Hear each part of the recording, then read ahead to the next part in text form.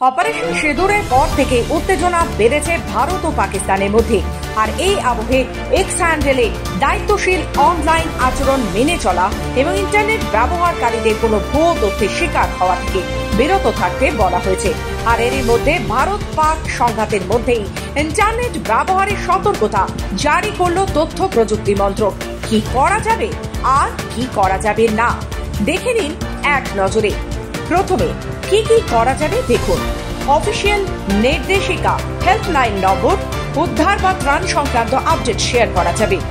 Fact check খবর official source থেকে share করা যাবে। ভুয়ো খবর সঙ্গে সঙ্গে রিপোর্ট করুন।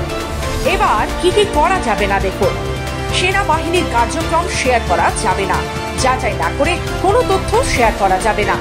হিংসা ও সাম্প্রদায়িক হানাহানি উস্কে দিতে পারে এমন পোস্ট সমাজ মাধ্যমে করা যাবে না।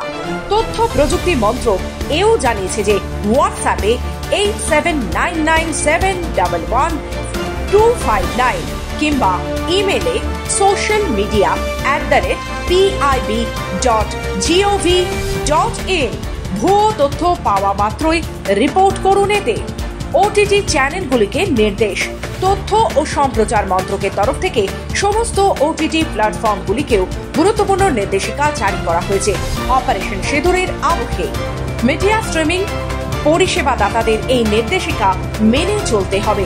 মন্ত্রকের তরফ থেকে এই নির্দেশিকায় বলা হয়েছে যে সমস্ত ওটিটি প্ল্যাটফর্মগুলিকে বর্তমানে জাতীয় নিরাপত্তার খাতিরে এমন সব ওয়েব সিরিজ, সিনেমা, গান, পডকাস্ট সরিয়ে ফেলতে হবে যা কোনোভাবে পাকিস্তানের সঙ্গে সংযুক্ত বা পাকিস্তানে নির্মিত।